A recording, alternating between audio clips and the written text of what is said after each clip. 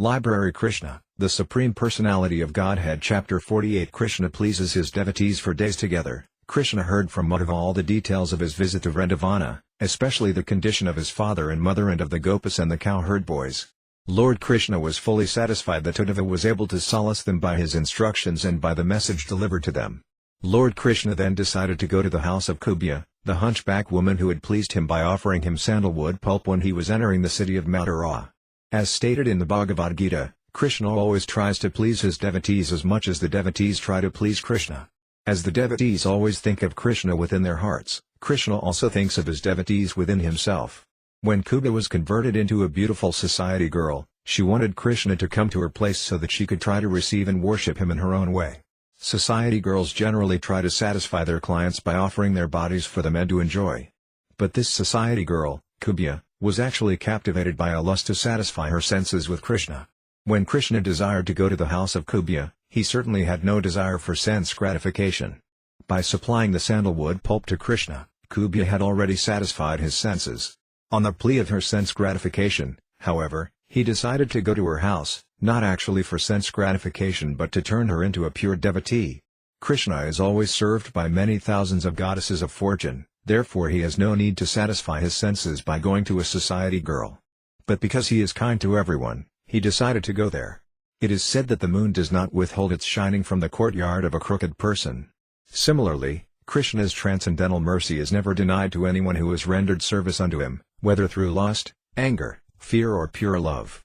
In the Chaitanya Charitamrita it is stated that if one wants to serve Krishna and at the same time wants to satisfy his own lusty desires, Krishna will handle the situation so that the devotee forgets his lusty desires and becomes fully purified and constantly engaged in the service of the Lord. To fulfill his promise, Krishna, along with Uddhava, went to the house of Kubja, who was very eager to get Krishna for the satisfaction of her lusty desires. When Krishna reached her house, he saw that it was completely decorated in a way to excite the lusty desires of a man. This suggests that there were many nude pictures, on top of which were canopies and flags embroidered with pearl necklaces, along with comfortable beds and cushioned chairs. The rooms were provided with flower garlands and were nicely scented with incense and sprinkled with scented water. And the rooms were illuminated by nice lamps. When Kubja saw that Lord Krishna had come to her house to fulfill his promised visit, she immediately got up from her chair to receive him cordially. Accompanied by her many girlfriends, she began to talk with him with great respect and honor. After offering him a nice place to sit, she worshipped Lord Krishna in a manner just suitable to her position. Uddhava was similarly received by Kubja and her girlfriends, but he did not want to sit on an equal level with Krishna, and thus he simply sat down on the floor. As one usually does in such situations, Krishna entered the bedroom of Kubja without wasting time. In the meantime, Kubja took her bath and smeared her body with sandalwood pulp. She dressed herself with nice garments, valuable jewelry, ornaments and flower garlands. After chewing betel nut and other intoxicating eatables and spraying herself with scents, she appeared before Krishna. Her smiling glance and moving eyebrows were full of feminine bashfulness as she stood gracefully before Lord Krishna, who is known as Madhava, the husband of the goddess of fortune. When Krishna saw Kubja hesitating to come before him, he immediately caught hold of her hand, which was decorated with bangles. With great affection, he dragged her near him and made her sit by his side. Simply by having previously supplied pulp of sandalwood to the Supreme Lord, Krishna, Kubja became free from all sinful reactions and eligible to enjoy with him. She then took Krishna's lotus feet and placed them on her breasts, which were burning with the blazing fire of lust. By smelling the fragrance of Krishna's lotus feet, she was immediately relieved of all lusty desires.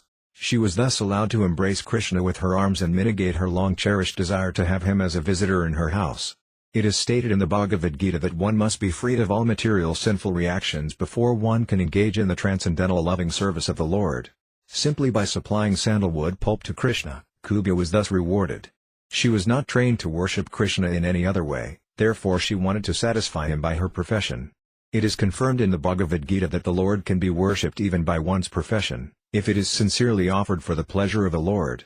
Kubja told Krishna, "My dear friend, kindly remain with me at least for a few days and enjoy with me. My dear lotus-eyed friend, I cannot leave you immediately. Please grant my request." As stated in the Vedic versions, the Supreme Personality of Godhead has multipotencies. According to expert opinion, Kubja represents the Bhusakti potency of Krishna, just as Srimati Radharani represents his Cid Sakti potency. Although Kubja requested Krishna to remain with her for some days, Krishna politely impressed upon her that it was not possible for him to stay. Krishna visits this material world occasionally, whereas his connection with the spiritual world is eternal. Krishna is always present either in the Vaikuntha planets or in the Goloka Vrindavana planet. The technical term of his presence in the spiritual world is Aprakata Lila. After satisfying Kubja with sweet words, Krishna returned home with Uddhava. There is a warning in Śrīmad-Bhāgavatam that Krishna is not very easily worshipped, for he is the Supreme Personality of Godhead, the chief among the Vishnu Tattvas. To worship Krishna or have association with him is not very easy. Specifically, there is a warning for devotees attracted to Krishna through conjugal love. It is not good for them to desire sense gratification by direct association with Krishna. Actually, the activities of sense gratification are material.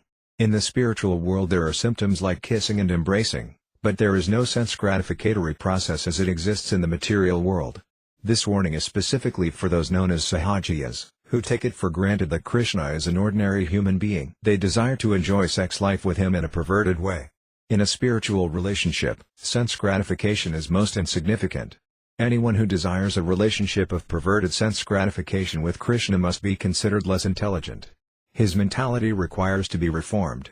After a while, Krishna fulfilled his promise to visit Akrura at his house. Akrura was in relationship with Krishna as his servitor, and Krishna wanted to get some service from him. He went there accompanied by Lord Balarama and Uddhava. When Krishna, Balarama and Uddhava approached the house of Akrura, Akrura came forward, embraced Uddhava and offered respectful obeisances, bowing down before Lord Krishna and Balarama. Krishna, Balarama and Uddhava offered him obeisances in turn and were offered appropriate sitting places. When all were comfortably seated, Akrura washed their feet and sprinkled the water on his head.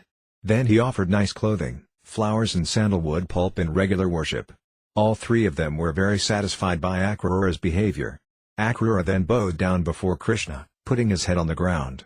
Then, placing Krishna's lotus feet on his lap, Akrura gently began to massage them. When Akrura was fully satisfied in the presence of Krishna and Balarama, his eyes filled with tears of love for Krishna, and he began to offer his prayers as follows. My dear Lord Krishna and Balarama, it is very kind of you to have killed Kamsa and his associates. You have delivered the whole family of the Yadu dynasty from the greatest calamity. The Yadus will always remember your saving of their great dynasty. My dear Lord Krishna and Balarama, both of you are the original personality from whom everything has emanated, the original cause of all causes. You have inconceivable energy, and you are all-pervasive. There is no cause and effect, gross or subtle, but you. You are the Supreme Brahman realized through the study of the Vedas. By your inconceivable energy, you are actually visible before us. You create this cosmic manifestation by your own potencies, and you enter into it yourself. As the five material elements, earth, water, fire, air and sky, are distributed in everything manifested by different kinds of bodies, so you alone enter the various bodies created by your own energy. You enter the body as the individual soul and, independently, as the supersoul. It is confirmed in the Bhagavad Gita that the material body is created by Krishna's inferior energy, that the living entities, the individual souls, are his parts and parcels, and that the supersoul is his localized representation. Thus while the material body, the living entity and the supersoul constitute an individual living being, originally they are all different energies of the one Supreme Lord. Akrura continued, in the material world, you create, maintain and dissolve the whole manifestation by the interactions of the three material qualities, namely goodness, passion and ignorance.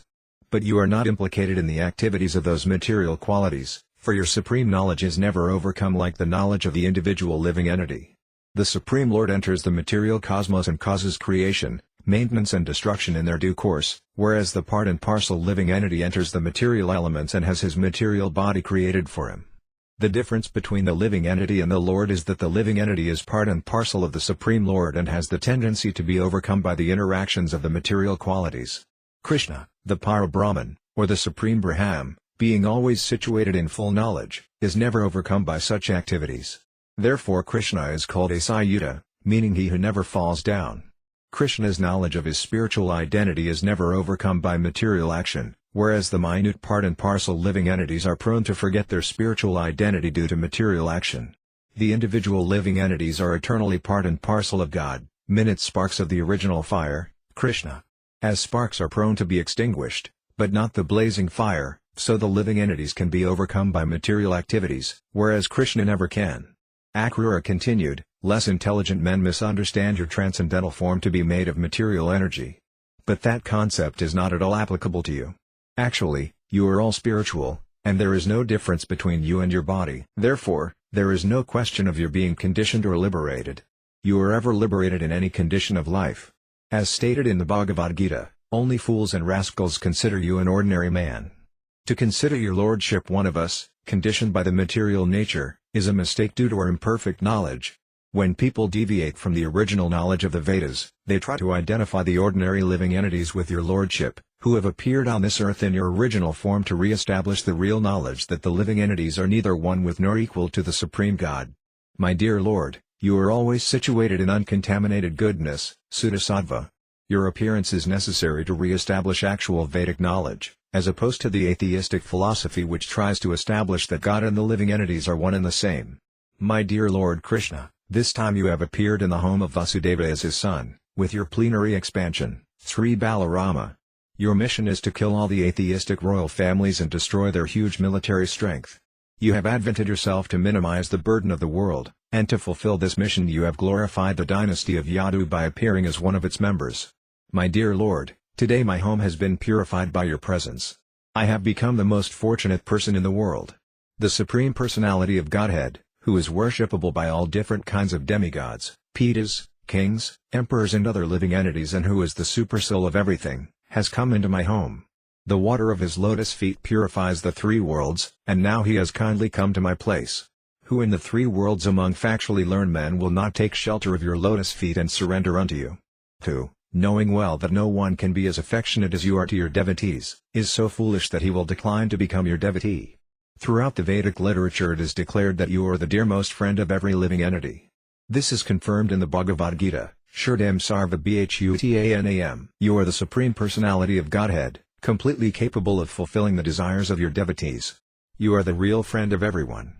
In spite of giving yourself to your devotees, you are never depleted of your original potency. Your potency neither decreases nor increases in volume. My dear Lord, it is very difficult for even great mystic yogis and demigods to ascertain your movements or approach you, yet out of your causeless mercy you have kindly consented to come to my home. This is the most auspicious moment in the journey of my material existence.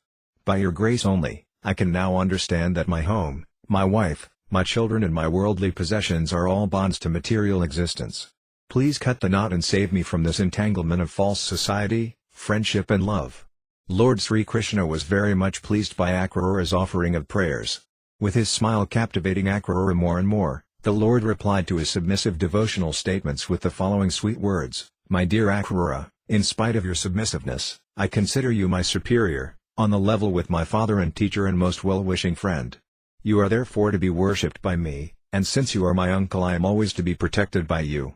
I desire you to maintain me, for I am one of your own children. Apart from this filial relationship, an exalted devotee like you is always to be worshipped by everyone. Anyone who desires good fortune must offer his respectful obeisances unto personalities like you, who are greater than the demigods. People worship the demigods when in need of some sense gratification, and the demigods offer benedictions to their devotees after being worshipped. But a devotee like you, Ācārya, is always ready to offer people the greatest benediction. A saintly person or devotee is free to offer benedictions to everyone, whereas the demigods can offer benedictions only after being worshipped. One can take advantage of a place of pilgrimage only after going there, and worshipping a particular demigod involves waiting a long time for the fulfillment of one's desire, but saintly persons like you, my dear Ācārya, can immediately fulfill all the desires of a devotee. My dear Ācārya, you are always our friend and well-wisher. You are always ready to act for our welfare. Kindly, therefore, go to Hastinapura and see what arrangement has been made for the Pandavas. Krishna was anxious to know about the sons of Pandu because at a very young age they had lost their father. Being very friendly to his devotees, Krishna was anxious to know about them, and therefore he deputed Ācārya to go to Hastinapura and get information of the real situation. Krishna continued, I have heard that after King Pandu's death, his young sons, Yudhishthira, Bhima, Arjuna, Nakula and Sahadeva, along with their widowed mother, have come under the charge of Dhritarashtra, who is to look after them as their guardian. But I have also heard that Dhritarashtra is not only blind from birth but also blind in his affection for his cruel son Duryodhana. The 5 Pandavas are the sons of King Pandu, but Dhritarashtra, due to Duryodhana's plans and designs, is not favorably disposed toward them. Kindly go there and study how Dhritarashtra is dealing with the Pandavas. On receipt of your report, I shall consider how to favor them." In this way the Supreme Personality of Godhead, Krishna, ordered Ācārya to go to Hastinapura, and then he returned home, accompanied by Balarama and Uddhava. Thus ends the Bhaktivedanta purport of the 48th chapter of Krishna. Krishna pleases his devotees.